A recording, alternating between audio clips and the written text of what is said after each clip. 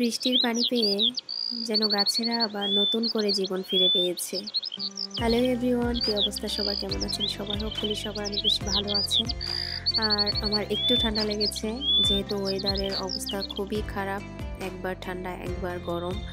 So মানে শীতের কাপড় সব ব্যাগ ভর্তি করা সত্ত্বেও, তুলে রাখা সত্ত্বেও আবারও আমার বের করতে হয়েছে। এরকম অবস্থা কার কার হয়েছে আমাকে কমেন্টস করে জানাবেন কিন্তু। আর এই যে দেখেন প্রতিদিনের কাজ আসে, পুরা ওয়াল মানে অবস্থা খারাপ করে ফেলে।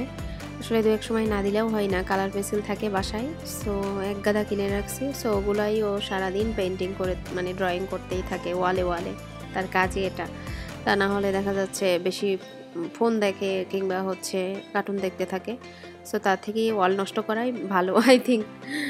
সো অনেকের কাছে এটা হচ্ছে মানে খারাপ লাগতে পারে, বাট আমি এটা এনজয় করি। এই বয়সে দুষ্টামি করবে না তো কখন দুষ্টামি করবে, তাই না? আর একটা টাইমে বাচ্চারাও বড় হয়ে যাবে, তখন কিন্তু এলোমেলো করার কোনো লোকজন থাকবে না। তখন এই যে এই মুহূর্তটাকে কিন্তু খুবই বেশি মিস করা হবে। সো করলা ভাজি কে কে খেতে পছন্দ করেন? আমার তো অনেক বেশি পছন্দের একটা খাবার।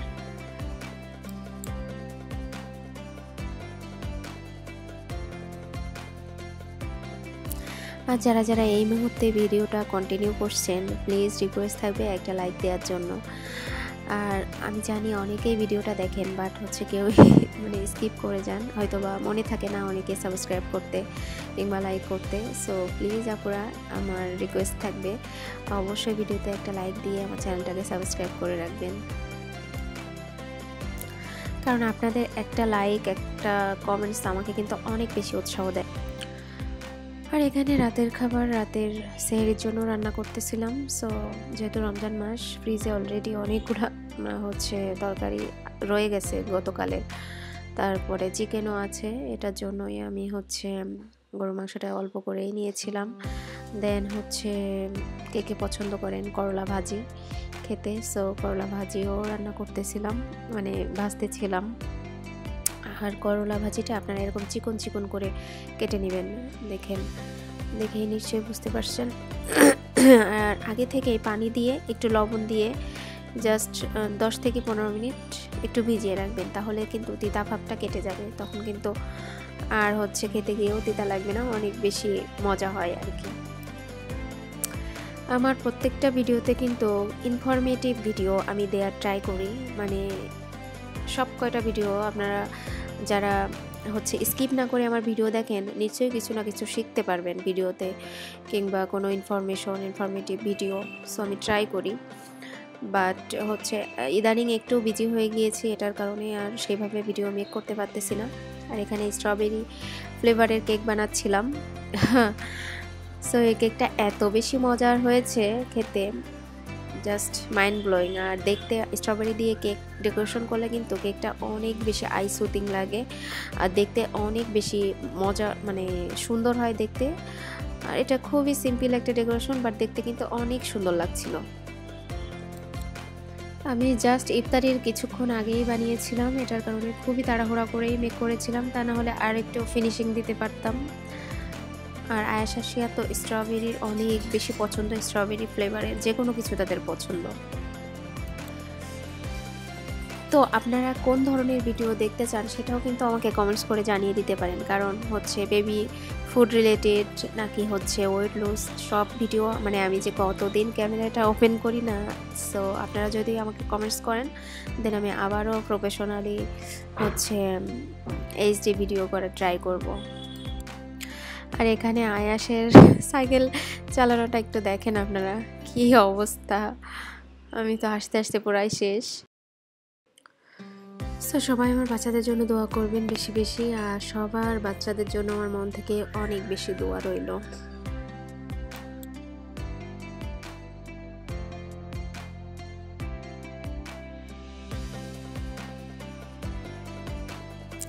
আর এখানে পিৎজা মেক করবো বলে সব কিছু রেডি করতেছিলাম। এখানে অলরেডি হচ্ছে ফ্রোজেন যে ক্যাপসিকামগুলো ওইগুলো বের করে নিয়েছি ফ্রিজ থেকে। দেন হচ্ছে পিৎজা সসটাও, এটার রেসিপি আমি দিয়ে দিব পিৎজা সসটা আমি কিভাবে করলাম। আর পিৎজা সস ছাড়া কিন্তু পিৎজা খেতে একেবারেই ভালো লাগে না। আর এটার একটা সিক্রেট রেসিপি আছে, অবশ্যই আমি শেয়ার করব। যদি কোনো আপন লাগে অবশ্যই কমেন্টস করে আমাকে জানাতে পারেন।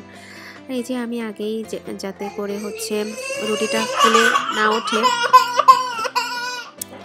আর পিৎজার মেন বেসিকটা কিন্তু এই যে পিৎজা ক্রাস্টটা যদি সফট না হয় তাহলে কিন্তু পিৎজা খেতে একেবারেই মজা লাগে না। সো আমার চ্যানেলে অলরেডি হচ্ছে পিৎজার রেসিপি দেওয়া আছে, এটার কারণেই আমি শেয়ার করলাম না। সো লিঙ্ক আমি হচ্ছে ডিসক্রিপশন বক্সে দিয়ে দেবো, অবশ্যই চেক আউট করতে ভুলবেন না। সো আমি প্রথমেই হচ্ছে পিৎজা সসটা দিয়ে নিচ্ছি, দেন হচ্ছে চিজ দিয়ে নিচ্ছি, গ্রেট করা চিজ যেখানে, তারপরে হচ্ছে চিকেন যেগুলো হচ্ছে ফ্রাই করে নিয়েছিলাম ওগুলো দিয়ে দিলাম। আর হচ্ছে বাসায় বানালে কি মানে ইচ্ছা মতন আপনি চিজ ইউজ করতে পারবেন। আমি তো চিজি পিৎজা খেতে অনেক বেশি লাইক করি, সো অনেক বেশি চিজ দিচ্ছি, দেখতেই পাচ্ছেন।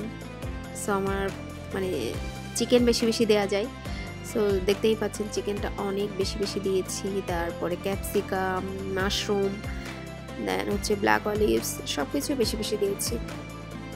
আর পিৎজার রেসিপিতে একটা ইনগ্রিডিয়েন্টস যদি বাদ যায় সো খেতে কিন্তু রেস্টুরেন্টের মতো মনে হবে না, ঠিক আছে? সব কিছুই দেওয়া লাগবে, কোনো ইনগ্রিডিয়েন্টস বাদ দেওয়া যাবে না। এখানে লাস্টে আমি হার্বসও দিয়ে নিয়েছি, সো এটা জাস্ট ফ্লেভারের জন্য দিয়েছিলাম। আর এই ইফতারিটা ভাবি দিয়েছিল, দুইতলার ভাবি তাসমিনের আম্মু। সো ওনার ইফতারিটা অনেক বেশি মজার হয়। আর ভাজা পোড়া আইটেম আমার তো রেগুলার করা হয় না, সামটাইমস করি। আমিও যখন করি তখনও দেওয়া হয়। সো আর কি। আর এই যে দেখুন কথা বলতে বলতে আমার পিৎজাটাও হয়ে গিয়েছে, তাও হয়ে এসেছে কথা বলতে বলতে, দেখতেই পাচ্ছেন। আয়াস আসে অলরেডি খাওয়া স্টার্ট করে দিয়েছে। আর ওরা তো অনেক বেশি এক্সাইটেড ছিল, যেদিন পিৎজা অথবা কেক মেক করবো সেদিন ওরা অনেক বেশি এক্সাইটেড থাকে। সো দেখতেই পাচ্ছেন আয়াস কত মজা করে খেয়েছে। ও 2-3টা হচ্ছে খাওয়ার কমপ্লিট। সো আপনারাও ট্রাই করতে পারেন বাসায় হোমমেড যে পিৎজাটা, ওইটা আরও বেশি টেস্টি হয় খেতে, রেস্টুরেন্টের থেকে কোনো অংশে কম নয়, বরঞ্চ রেস্টুরেন্টের থেকে আরও ভালোই হয়, বেটার হয়। কারণ ইচ্ছা মতো চিকেন ইউজ করা যায়, সব কিছুই ইচ্ছা মতন ইউজ করি। সো আজকের ভিডিওটা এই পর্যন্তই, পরবর্তীতে হাজির হয়ে যাবো নতুন কোনো ভিডিও বা ব্লগে। ততক্ষণে সবাই ভালো থাকবেন, সুস্থ থাকবেন। আর অবশ্যই ভিডিওতে একটা লাইক দিয়ে চ্যানেলটাকে সাবস্ক্রাইব করতে ভুলবেন না। আপনারা অলওয়েজ টাইম কিন্তু ভুলে যান। আমি কিন্তু দেখি যে আমার ভিডিও অনেকেই দেখেন, বাট হচ্ছে সাবস্ক্রাইব না করে লাইক না করে চলে যান। সো প্লিজ আপনাদের কাছে রিকোয়েস্ট থাকবে, অবশ্যই ভিডিওতে একটা লাইক দিয়ে আমার পাশেই থাকবেন। আল্লাহ হাফেজ, রমাদান মোবারক, সবাই ভালো থাকবেন।